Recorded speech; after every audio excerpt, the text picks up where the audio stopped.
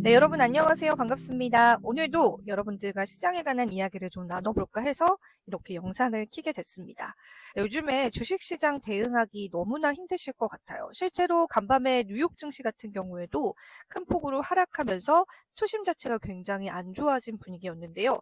뉴욕 증시 하락과 더불어서 경제 지표도 굉장히 안 좋게 나왔기 때문에 이 부분을 또 시장이 어떻게 해석하느냐에 따라서 시장 분위기가 좌지우지되는 것 같습니다. 일단 실업률이 상당히 큰 폭으로 올랐다라는 게 좀 큰 악재가 된 것 같아요. 무려 4%가 넘어가는 수치인데요. 거기에다가 비농업 고용 지수도 예상치보다 적게 나오면서 시장에 대한 경기 침체 우려감들 여전히 나오고 있는 상황입니다. 자, 그렇다면 이럴 때일수록 미국 정부 측에서는 정책을 굉장히 잘 세워야 될 텐데, 사실 연준의 정책만으로는 지금 시장의 분위기라든지 또 미국 경제를 끌어올리기에는 역부족이지 않을까 그런 생각이 듭니다. 제가 한 가지 표를 보여드릴 텐데요. 이건 실제로 연준 보고서에서 발췌해온 표입니다. 이 내용이 이제 헤드라인으로 많이 다뤄지기도 했었고, 같이 한번 보시자면 미국의 신용카드 부채율입니다. 미국에 있는 소비자들이 신용카드 부채를 얼마나 가지고 있는지를 나타내는 그러한 표인데, 일정 수준부터 계속해서 상승하고 있다는 게 보이실 거예요. 그런데 중요한 거는 이렇게 신용카드 부채가 계속해서 쌓아간다라는 것들도 굉장히 문제이지만 어느 시점부터는 이게 다시 하락하고 있다는 겁니다. 그러니까 소비를 좋아하는 미국 소비자들이 이제 더 이상 신용카드를 통해서 무언가를 소비할 수 없는 상황이지 않을까라는 걸 예측해 볼 수 있는 그런 표이지 않을까 싶어요. 혹은 돈을 갚지 못하고 있는 거죠. 그래서 신용카드 사용을 더 이상 하지 못하고 있다라고도 해석을 해볼 수가 있을 것 같아요. 갑자기 소비를 잘하던 미국 국민들이 이 소비를 뚝 멈췄을 리는 없지 않을까 싶어요.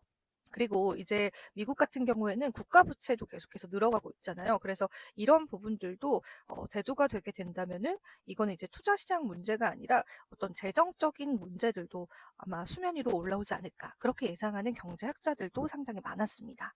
자, 그리고 또 한 가지 헤드라인을 좀 보여드릴까 하는데요. 워렌 버핏에 관한 내용입니다.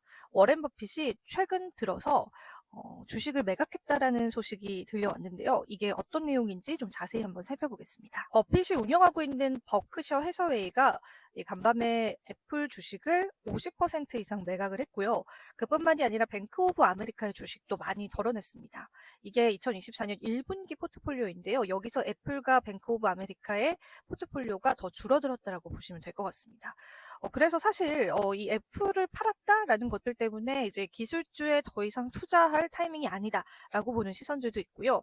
사실 버핏은 뭐 세금의 핑계를 대고 있긴 하지만은 그게 어찌 세금 때문만이겠습니까? 아무래도 이제 어느 정도 차익 실현을 한 것으로 보이고 실제로 워렌 버핏은 애플을 몇 년 전부터 매입하기 시작해서 대략 한 800%의 수익률을 올렸다라는 그런 기록도 있습니다. 그래서 이제 투자 시장의 고점이 왔다라는 그러한 의견으로 좀 모아지는 것 같고요. 그리고 또 추가적으로 말씀을 드리자면 워렌 버핏 같은 경우에는 현재 현금 보유량이 2,700억 달러가 넘어선다라고 합니다. 정말 엄청난 보유량인데요. 이게 제가 하나의 표를 보여드릴 텐데 코로나 때보다 더 많은 현금을 보유하고 있습니다. 그러면은 우리가 버핏의 관점에서 버핏의 입장에서 본다면 이제는 위험자산이 아니라 안전자산 쪽으로 포지션을 정확히 취하고 있지 않을까 싶어요. 그래서 그런 부분들도 투자자분들이 참고를 하시면서 전략을 세워보시는 게 좋을 것 같습니다. 워렌 버핏의 주식 매각 소식이 시장의 불안감을 더 한 번 증폭시키는데 큰 역할을 했습니다.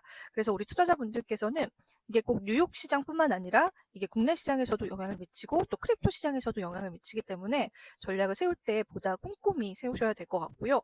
그리고 오늘 또 뉴욕장이 열리면 분위기가 어떻게 될지 계속 이러한 분위기가 이어지게 될지 여부들도 살펴보시면 좋을 것 같습니다.